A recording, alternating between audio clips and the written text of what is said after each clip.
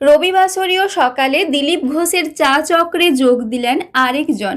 অন্যান্য দিনের মতো শুধু কর্মী সমর্থকদের নিয়ে চা চক্র নয়, এবার চা চক্রে দিলীপ ঘোষের স্ত্রী রিঙ্কু।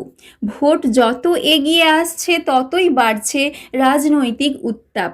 এবার রবিবারের সকালে সস্ত্রীক জনসংযোগে খড়গপুর সদরের বিজেপি প্রার্থী দিলীপ ঘোষ।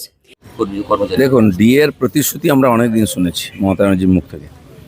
কোর্ট বারবার বলা সত্ত্বেও উনি দেননি, ডেট পিছিয়ে পিছিয়ে যাচ্ছেন।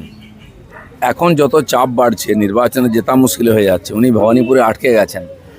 বাকি সরকারি কর্মচারী থেকে school teacher, SSC pass out সবাই যেভাবে বিরোধিতা শুরু করেছেন, আর বাংলার মানুষ চাইছে পরিবর্তন। কারণ অনেক কিছুই ঘটবে। এখন ঠেলায় বিড়াল গাছে উঠতে আরম্ভ করেছে। উনি প্রতিশ্রুতি দিচ্ছেন, প্রতিশ্রুতি নয়, উনি ডিএ আগে দিয়ে দিন, তারপরে সরকার থাকবে কিনা ওনার ঠিক নেই, কে দেবে? দ্বিতীয় সাপ্লিমেন্টারি লিস্ট প্রকাশ মানে ভোটের আগেই নিষ্পত্তি করতে কি পরপর লিস্ট প্রকাশ, নাকি ধাপে ধাপে প্রকাশ করলে উত্তেজনা? দেখুন, নির্বাচন কমিশন কাজ করছে, আদালত পুরোটা দেখছে।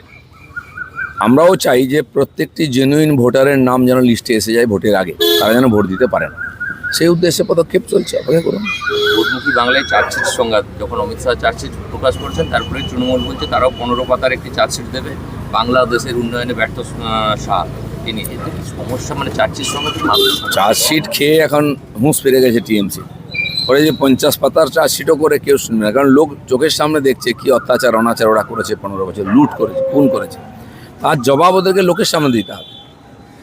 কালকেই অমিত শাহ বলেছেন যে মুখ্যমন্ত্রী সহানুভূতি গুলোতে পায়ে প্লাস্টার করেন, মাথায় ব্যান্ডেজ বাঁধেন। আজকেই দুটো, মানে গতকালকেই দুটো ঘটনা হয়, একদিকে অভিষেকের সভাতে আগুন, ওদিকে রেলিংয়ে ধাক্কা। মানে কোথাও কি এগুলো কি দুর্ঘটনা, না কি বলবেন? না, কিছু তো দেখুন, এখন গ্রহ কুপিত হয়ে গেছে টিএমসির উপরে। যা ঘটনাগুলো ঘটছে এটা তো কেউ ঘটাচ্ছে না। এই যে আরজিকর ঘটেছে, অন্যান্য, এগুলো আটকাতেও পারবেন না ওনারা। এখনও খুন ধর্ষণ চলছে, এগুলো আটকাতে পারবেন না, ওনাদের হাতে কিছুই নাই। এখন ওই ড্রামা করে এই করে লোককে বোকা বানাবার চেষ্টা করছেন। পুরো ইতিহাস আছে 15 বছরে কীভাবে হিন্দুরা অত্যাচারিত হয়েছে। মুর্শিদাবাদের পালিয়েছে মালদাতে রাত্রেবেলা নৌকো করে গঙ্গা পার হয়ে। তার আগে সিএ যখন হলো তখন কিভাবে আগুন জ্বলেছে সারা বাংলা জুড়ে।